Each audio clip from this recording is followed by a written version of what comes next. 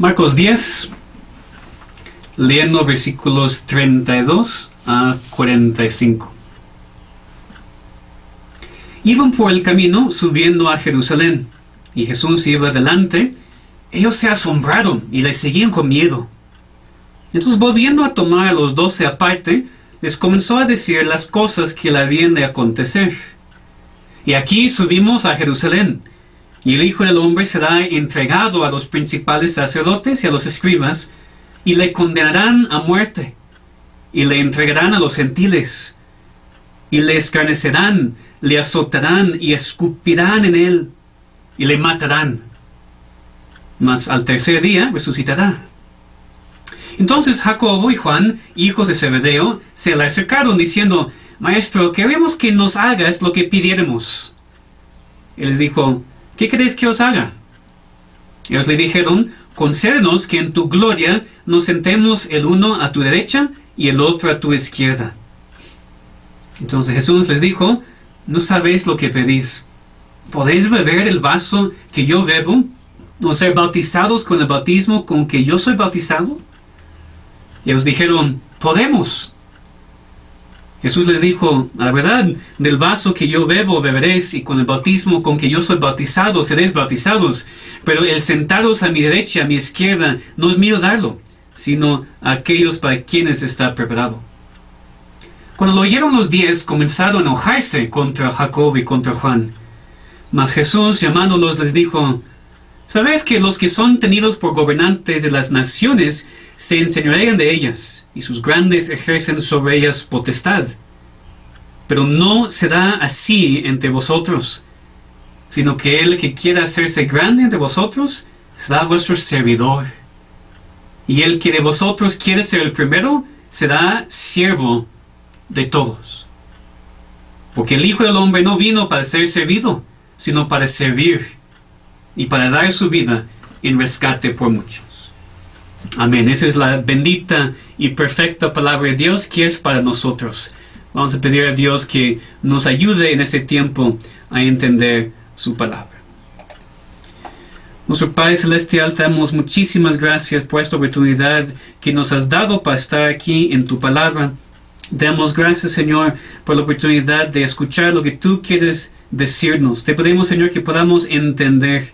Te pedimos, Señor, que nos ayudes en este tiempo a poner mucha atención de lo que tú estás haciendo en nosotros. Te pedimos, Señor, que tu palabra sea clara, que la predicación de la palabra sea sencilla en este momento, para que todos puedan entender. Haz tu obra, te pedimos, Señor, por medio de tu Espíritu Santo, en cuyo nombre oramos. Amén.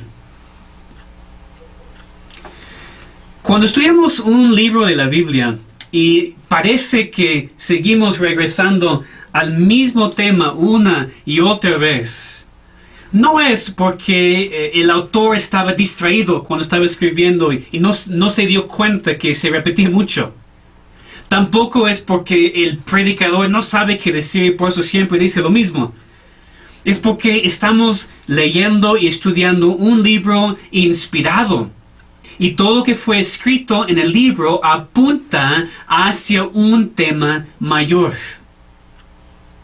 Desde el inicio de nuestro estudio del libro de Marcos hemos visto que su tema, el tema del libro, es Cristo, el siervo sufriente.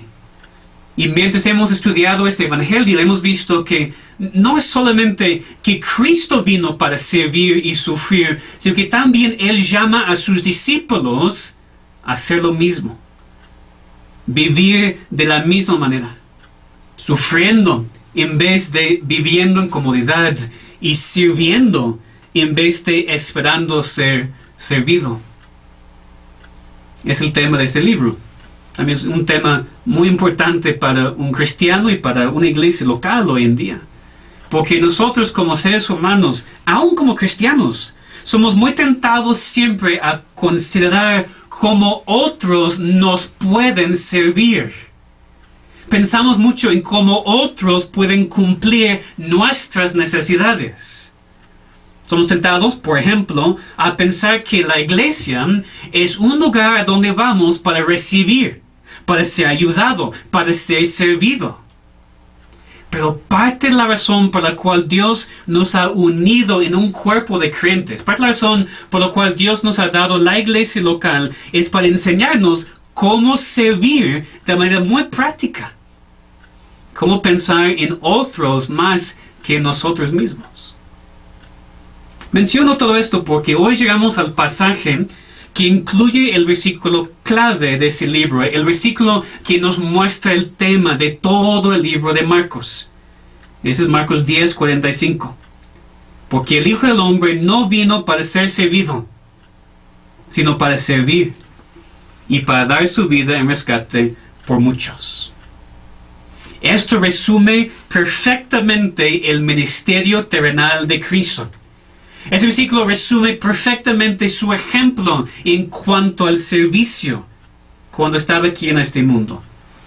Pero nosotros no solamente deberíamos reconocer lo que Cristo hizo cuando estaba aquí, no deberíamos solamente saber cómo Él vivió mientras estaba aquí en la tierra, sino también necesitamos entender cuán importante es para nosotros, como sus discípulos, seguir en sus pisadas, seguir este mismo camino de servir y también de sufrir. Cristo vino para sufrir también y Él nos llama a una vida de sufrimiento. Si seguimos a Cristo no hay ninguna duda de que vamos a sufrir. La pregunta es si estamos dispuestos. Lo va a pasar. No podemos evitarlo. Entonces la pregunta es, para empezar este mensaje, ¿estamos dispuestos en verdad a ser como Cristo en cuanto al sufrimiento y en cuanto al servicio?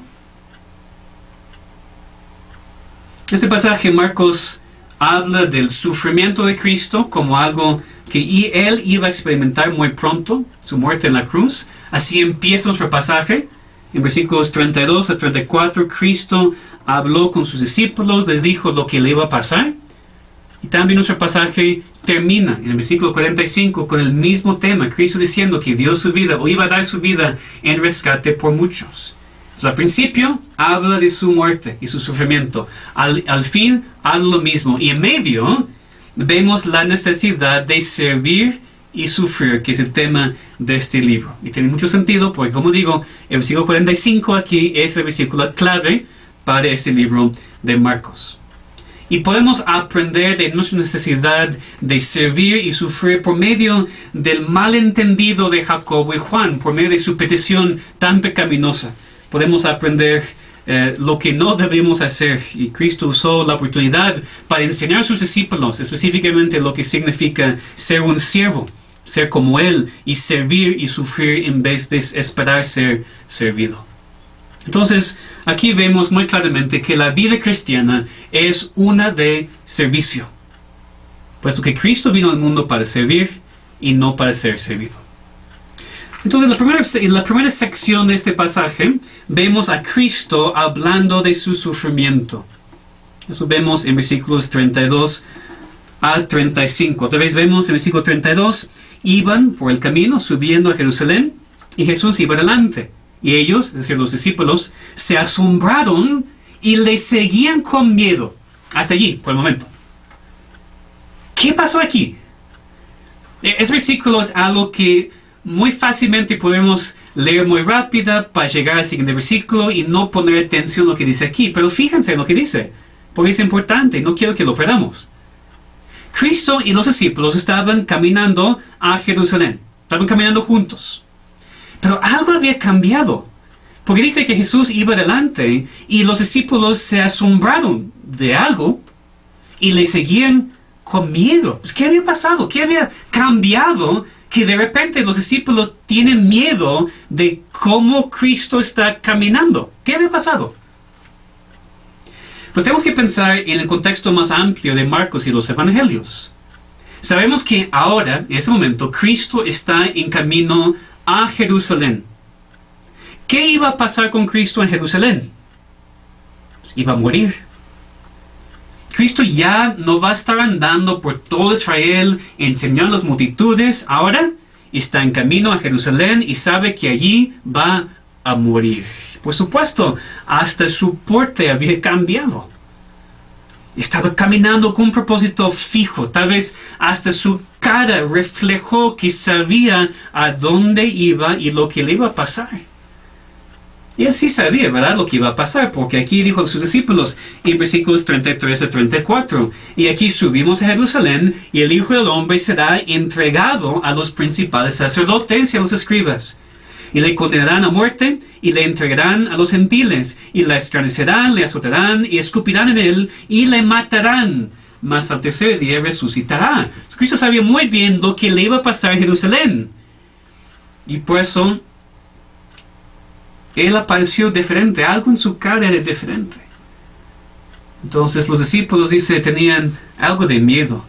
Y esto entendemos por un lado, ¿verdad? Algo había cambiado en Cristo. Leemos en Isaías 50, versículo 7, una profecía, pienso, de Cristo, de que había puesto su rostro como un pedernal. O sea, Cristo en ese momento estaba decidido, preparado. Iba a Jerusalén, iba a morir. Y lo dijo, como apenas leímos, a sus discípulos explícitamente. ¿Por qué? Porque él había intentado explicar antes y ellos no habían entendido. Entonces, otra vez, antes de entrar a Jerusalén, Cristo otra vez les explica qué va a pasar. Aquí es muy, muy explícito lo que va a pasar. Y no es posible malentender sus palabras. De que iba a ser entregado y torturado y matado. Dice, será entregado a los principales sacerdotes, le condenarán a la muerte, le escarnecerán, le azotarán, escupirán en él y le matarán. Entonces Cristo compartió su corazón. Los discípulos ven que algo es diferente en Cristo y Cristo les explicó lo que era. Y cuando los discípulos escucharon esas palabras de Cristo, ¿cómo deberían haber respondido? ¿Cómo deberían haber reaccionado a esas palabras? Dice que tenían miedo, que digo es entendible. Pero después de recibir otra vez la explicación, ellos deberían haber tal vez preguntado a Cristo lo que ellos deberían hacer. Tal vez deberían haber intentado consolarle, fortalecerle, ¿verdad? Hubiera sido una reacción de mucha ayuda, pero no es lo que pasó. Después de que Cristo abre su corazón y les dice lo que va a pasar con él, ¿qué es la siguiente cosa que pasa? Juan y Jacobo entran con esta pregunta tan egoísta. La segunda cosa que vemos aquí, que Juan y Jacobo muestran su orgullo. Juan y Jacobo escucharon lo que Cristo había dicho. Escucharon esas palabras de lo que iba a pasar con Cristo. Pero en vez de enfocarse en la parte del sufrimiento y pensar en Cristo y pensar en cómo vamos a reaccionar nosotros, la única cosa en la cual ellos podían pensar era lo que iba a pasar después, la resurrección y la gloria. Entonces ellos brincaron completamente en sus mentes la parte del sufrimiento. Brincaron completamente la parte del sufrimiento de Cristo y su muerte y empezaron a pensar en lo que iba a pasar después de todo eso. Tal vez podemos exaltarnos, tal vez podemos nosotros tener una posición de autoridad, importancia y poder en el reino de Dios. Entonces dicen a Cristo, Maestro, queríamos que nos hagas lo que pidiéramos. Que es su primer problema, porque aún antes de presentar la pregunta, dijeron, Cristo, por favor, haz todo, cualquier cosa que nosotros queramos. Y Cristo dijo, pues, ¿qué crees que os haga? Y ellos le dijeron, concédenos que en tu gloria nos sentemos el uno a tu derecha y el otro a tu izquierda. Y lo vemos, ¿verdad? Concédenos, ¿qué dice? En tu gloria. Ellos no estaban pensando en el sufrimiento. No estaban pensando en la muerte de Jesús, sino solamente estaban pensando en la gloria después. Ellos querían brincar la parte difícil y llegar directamente a su recompensa. ¿Por qué pidieron que uno estuviera a su derecha y otro a su izquierda? ¿Qué tiene que ver? Pues el lugar a la derecha, en ese entonces, en esa cultura, era el lugar de mucha importancia. Si había una persona de mucha autoridad, mucho poder, la persona sentada a su derecha es la persona más exaltada en la posición de segunda autoridad después de este rey o líder o quien sea. El lugar de autoridad y honor. Y después del lugar a la derecha, era el lugar a la izquierda. Es decir, más cercano a la persona un poder mejor, más honor, más poder y autoridad. Y por eso ellos pidieron eso. Ellos querían estar en posiciones visibles de honor al lado de Mesías cuando Él estaba reinando en su gloria. Pero Cristo responde directamente a ellos. Dice, no sabéis lo que pedís. Ustedes no tienen ninguna idea de lo que están pidiendo. Y dijo, ¿pueden beber el vaso que yo bebo o ser bautizados con el bautismo con que yo soy bautizado? Y vamos a ver lo que esto significa, pero para continuar viendo este egoísmo de Juan y Jacobo, veamos su respuesta. ¿Qué dijeron? Sí podemos. Sí, claro que podemos. ¿De veras? ¿Ustedes realmente piensan que pueden sufrir lo que Cristo va a sufrir? Pues que ellos todavía no entendían lo que Cristo iba a sufrir. Y Cristo les responde que en verdad sí iban a sufrir con Él. Obviamente no iban a morir en la cruz por los pecados del pueblo de Dios, pero Jacobo fue matado por Herodes en Hechos 12. Juan fue exiliado a la isla de Patmos y allí murió. Ellos iban a sufrir y mucho después de la muerte y resurrección de Cristo. Pero, dijo Cristo, Él no podía conceder su petición de sentarse a su derecha y a su izquierda. Es algo que el Padre hace, como vemos en otro pasaje, es para quienes están preparados. Ahora, ¿qué quiere decir Cristo con el vaso que iba a beber y el bautismo con que iba a ser bautizado? Tal vez no entendemos muy bien lo que quiere decir con eso. Bueno, en Isaías 51, por ejemplo, leemos del cáliz de la ira de Dios, la copa de la ira de Dios.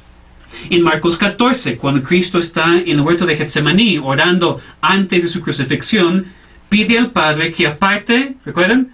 La copa de Él. Se refiere al sufrimiento que Él iba a aguantar en la cruz. Entonces la copa se usa en la Biblia como símbolo para referirse o a la ira de Dios o también al sufrimiento.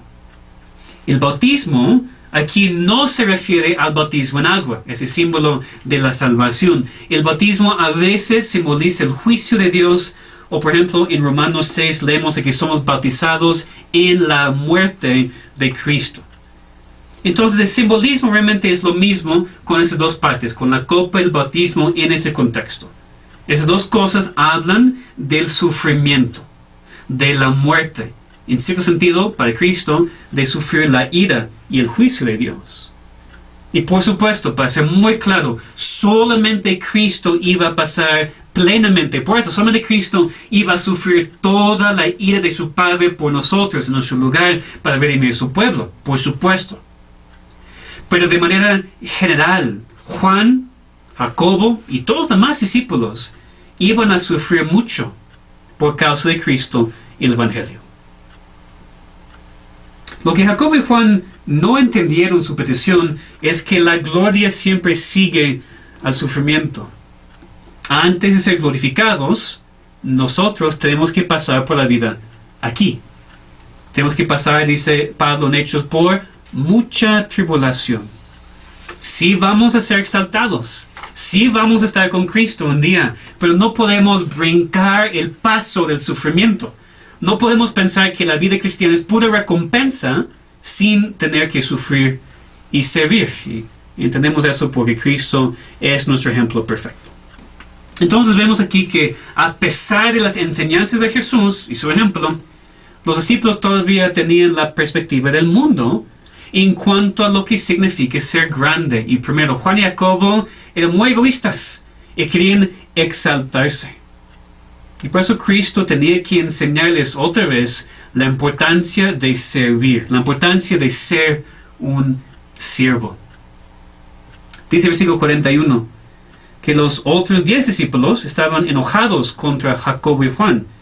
Y por lo que sabemos de ellos, lo más probable es que se enojaron no porque vieron el pecado y la petición de Juan y Jacobo, sino porque ellos habían preguntado a Jesús primero antes de que los demás podían. Es interesante que las cosas en contra de las cuales estamos muy enojados, las cosas que nos hacen reaccionar de manera muy fuerte, muchas veces son pecados que nosotros también tenemos. Y Cristo sabía esto, por eso dice que dirige sus palabras a los 12, no solamente a Juan y Jacobo. Los llamó y empezó a enseñarles. ¿Y qué les dijo? Otra vez ven conmigo, por favor, versículos 42 al 45. Mas Jesús, llamándolos, les dijo: Sabéis que los que son tenidos por gobernantes de las naciones se enseñorean de ellas, y sus grandes ejercen sobre ellas potestad. Pero no será así entre vosotros, sino que el que quiera hacerse grande entre vosotros será vuestro servidor, y el que de vosotros quiere ser el primero será siervo de todos. Porque el Hijo del Hombre no vino para ser servido, sino para servir, y para dar su vida en rescate por muchos. Pues aquí Cristo empezó su enseñanza a los discípulos con la perspectiva del mundo para poder hacer el contraste. Dijo, ustedes saben que los que son tenidos por gobernantes de las naciones se enseñorean de ellas y sus grandes ejercen sobre ellas potestad. Sí, en el mundo, las personas en autoridad se enseñorean de otros, los imprimen, los abusan de ellos, los usan para su bien, para su avance. Y eso sabemos, eso vemos aún hoy en día. Las personas en autoridad, ya sea en nuestros trabajos o tal vez en el gobierno, generalmente están interesados solamente en sí mismos y lo que les ayuda a ellos, y tratan a los demás como inferiores, se aprovechan de ellos. Así son los líderes en el mundo, ¿verdad? Pero, dice Jesús, no será así entre vosotros. Los cristianos no son como el mundo. Cristo nos llama a ser diferentes, radicalmente diferentes, como hemos visto en pasajes anteriores aquí en Marcos. No será así entre vosotros, sino el que quiera hacerse grande de vosotros será vuestro servidor, y el que de vosotros quiere ser el primero será siervo de todos. Eso es completamente al revés de lo que normalmente pensamos. La persona grande ante los ojos de Dios es el servidor de otros. El primero es el quien es el siervo de todos.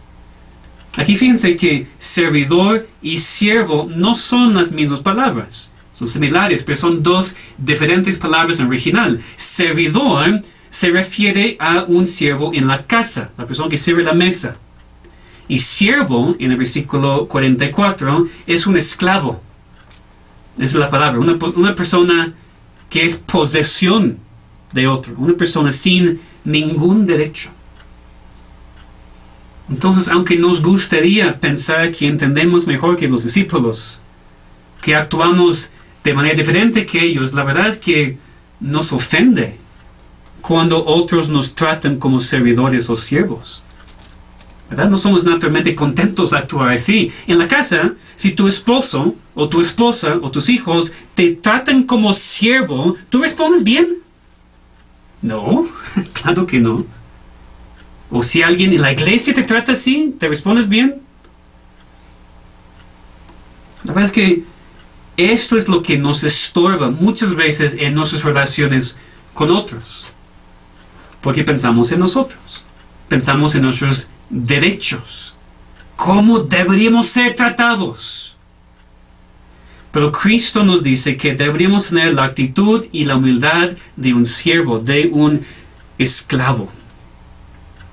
Lo que servidor y siervo aquí tienen en común es que su enfoque está en otros, no en sí mismo. Esto es lo que significa ser grande en el reino de Dios. Enfocarnos en otros y no solamente en nosotros mismos. Leemos eso también muy claramente en Filipenses 2. Busquen conmigo en sus Biblias, por favor, en Filipenses 2, porque encontramos lo mismo, pero en otro pasaje. Filipenses y el capítulo 2, leyendo versículos 1 a 4. Filipenses 2, versículos 1 a 4.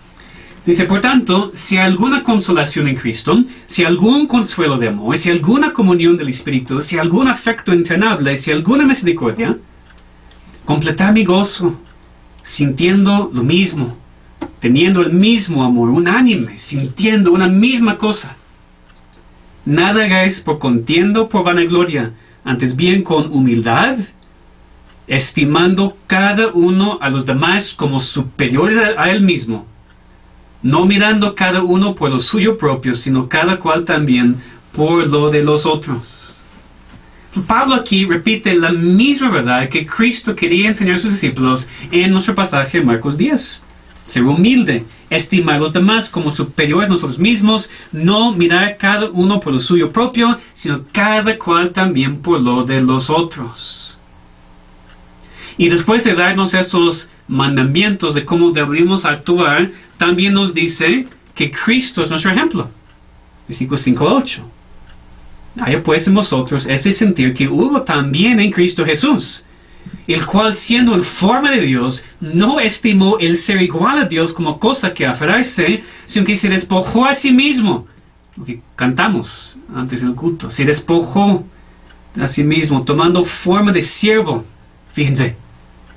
Forma de siervo. Hecho semejante a los hombres. Y estando en la condición de hombre, se humilló a sí mismo, haciéndose obediente hasta la muerte y muerte de cruz. El ejemplo y la enseñanza de Cristo es claro en toda la Biblia. Lo vimos en Marcos 10, lo vemos aquí en Filipenses 2, también en Lucas 22, 27, Cristo y sus discípulos. ¿Cuál es mayor, el que se sienta a la mesa o el que sirve? ¿No es el que se sienta a la mesa? Mas yo estoy entre vosotros como el que sirve. Cristo vino como servidor. Cristo vino como siervo. Cristo tomó carne humana. Él mostró su humildad cuando lavó los pies de sus discípulos. Y ante todo, cuando murió en la cruz por viles pecadores como tú y como yo. Cristo es nuestro perfecto ejemplo. Lo que vemos si regresamos a Marcos 10 y el versículo 45. Porque el Hijo del Hombre no vino para ser servido, sino para servir y para dar su vida en rescate por muchos. Esa es la respuesta a la reacción natural del ser humano. La reacción natural del ser humano, cuando yo predico, por ejemplo, tiene que ser siervos, servidores, esclavos en sus casas. Y tú dices, no creo. No quiero ser tratado así. Yo tengo derechos. Yo soy ser humano. Él o ella no debe tratarme así. Pero nuestra actitud tiene que ser la actitud de Cristo. Él lo hizo. Él vino y no se aferró a ningún derecho humano. Cristo se aferró solamente a la bondad de su Padre. Y nos dio su ejemplo. Vino para servir, no para ser servido. Este versículo 45 es importante porque nos da su ejemplo, pero también es importante porque nos dice en parte lo que Cristo hizo en la cruz por nosotros. Dio su vida en rescate por muchos. Por eso escogí algunos himnos de hoy para que nosotros cantáramos de que Cristo murió por nosotros. Lo sabemos, pero a veces olvidamos lo que Él hizo por nosotros. Él tomó nuestro lugar. Él sufrió la ira del Padre que nosotros merecemos para que podamos ser salvos y tener la vida eterna. Dice que su muerte era un rescate, un pago. Y fíjense que era un rescate pagado a Dios, no a Satanás. Y enfatizo eso porque hay una interpretación incorrecta de la muerte de Cristo. Una interpretación correcta que es de hace muchos siglos, pero fue enseñada por el autor C.S. Lewis, un autor muy famoso. Enseñó junto con otros que cuando Cristo murió en la cruz, lo hizo para dar su vida en rescate a Satanás. Como que Satanás nos tenía en su control y Satanás tenía que ser pagado. Pero eso no es la verdad. Cristo dio su vida en rescate a Dios. Porque cada ser humano por naturaleza es un pecador. Pero un pecador en contra de ¿quién? En contra de Dios. Hemos ofendido a Dios. Somos rebeldes en contra de Dios. Es Dios quien necesita ser aplacado. Es su ira que necesita ser apaciguada. Y eso es lo que Cristo hizo. Es lo que llamamos la propiciación.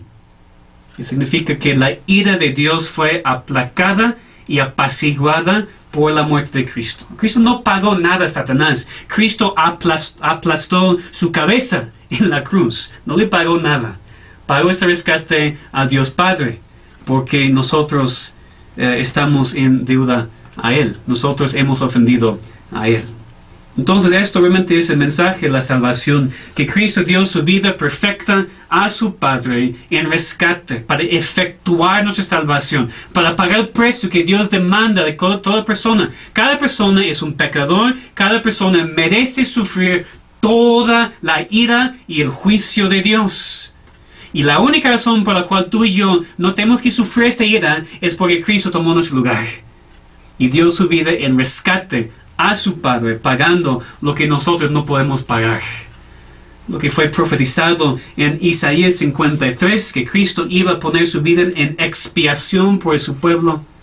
Me lo leemos en 1 Pedro 1, que Cristo pagó el precio que nosotros no podemos pagar. Ahora, hermanos, si aquel que creó todo y por cuyo poder todo subsiste, vino para servir y no ser servido. Si siendo Dios tomó forma de ser humano y dio su vida en rescate por muchos, murió en una cruz, ¿cómo podemos nosotros vivir solamente por nosotros mismos? ¿Cómo podemos buscar lo nuestro y no lo mejor de los demás? ¿Cómo podemos esperar que nuestras esposas nos sirven? ¿O nuestros hijos nos sirven? ¿O nuestros hermanos nos sirven? ¿Cómo podemos actuar así y pensar así? Tenemos que ser los servidores.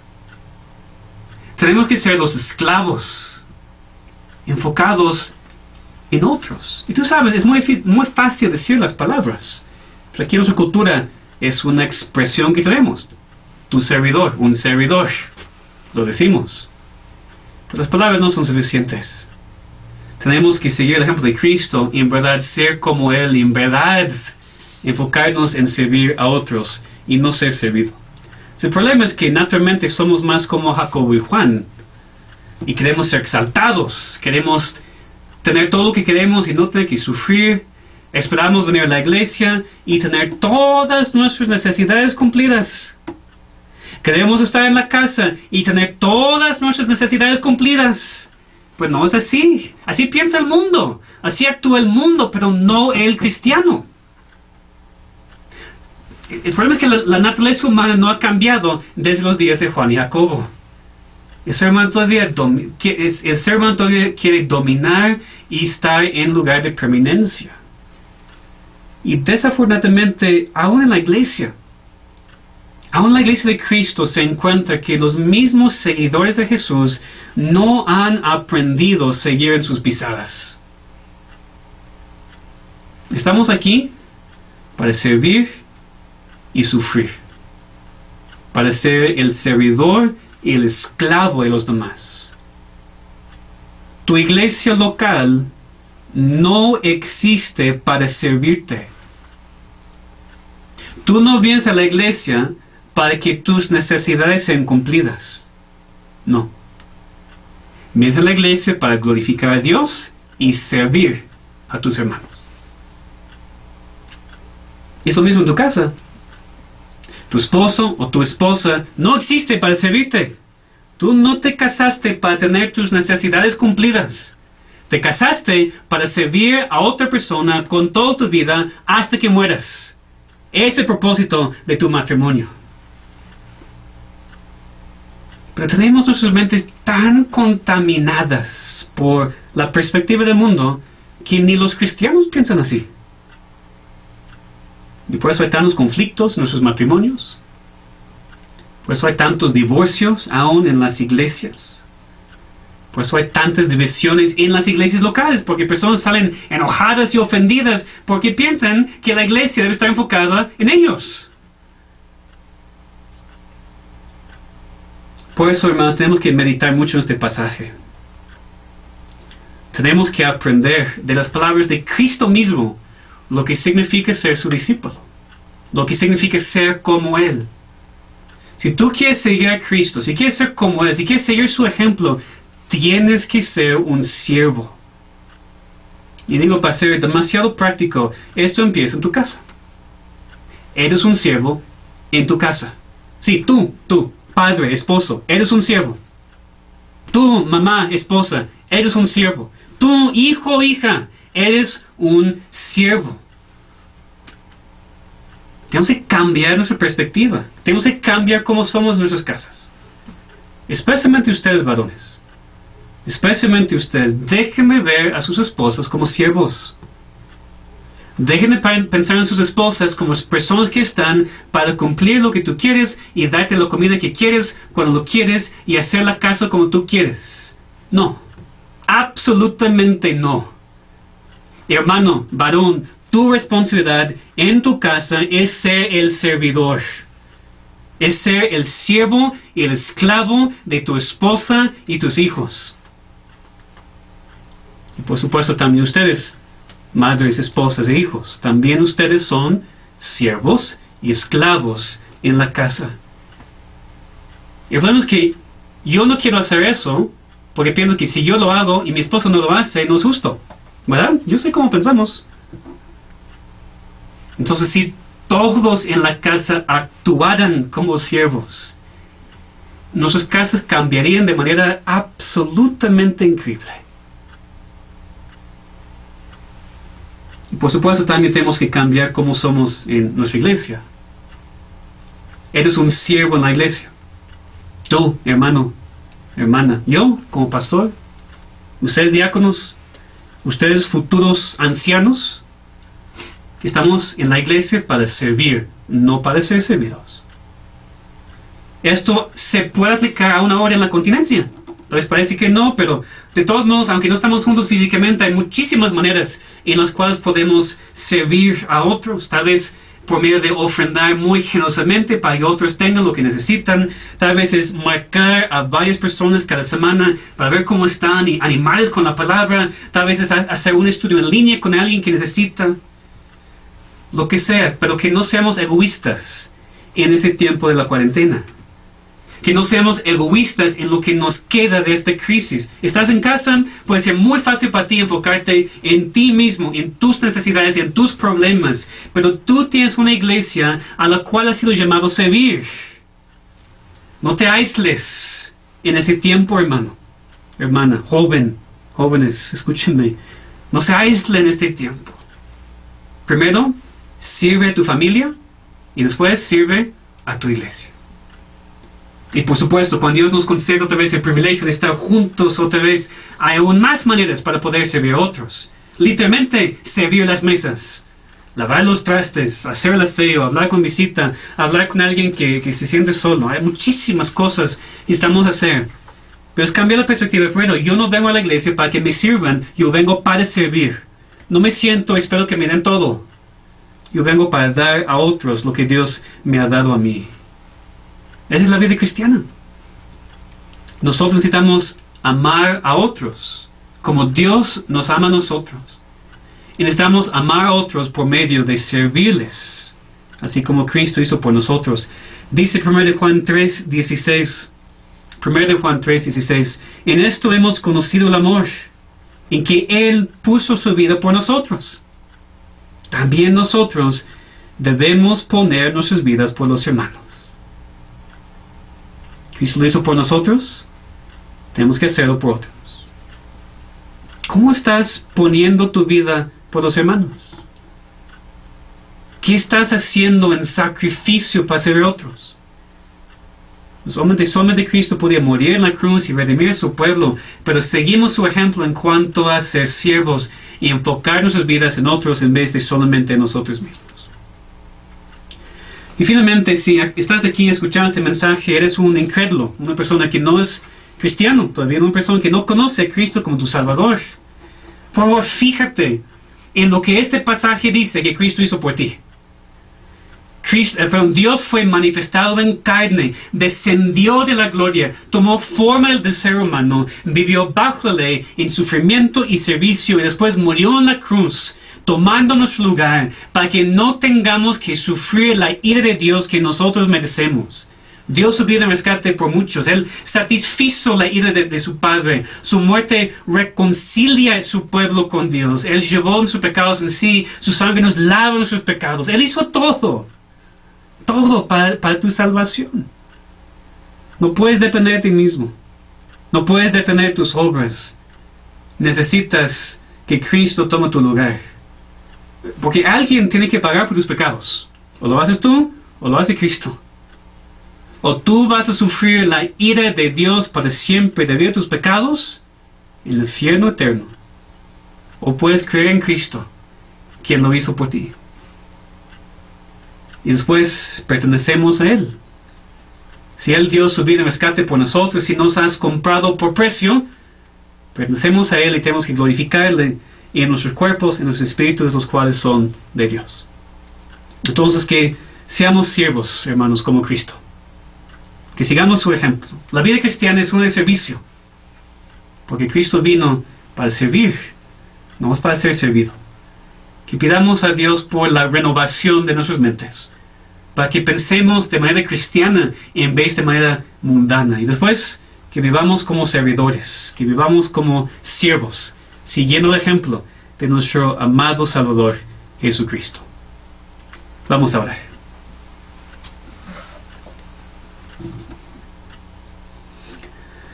Damos gracias, Padre, por este pasaje, por la oportunidad de enfocarnos en lo que Cristo hizo en la cruz por nosotros. Él entregó su vida por nosotros. Él murió, aunque no mereció la muerte, para que nosotros tengamos la vida. Él sufrió tu santa y perfecta ira en contra de nuestros pecados, para que nosotros podamos estar en el cielo para siempre en vez del infierno. Damos gracias por Cristo.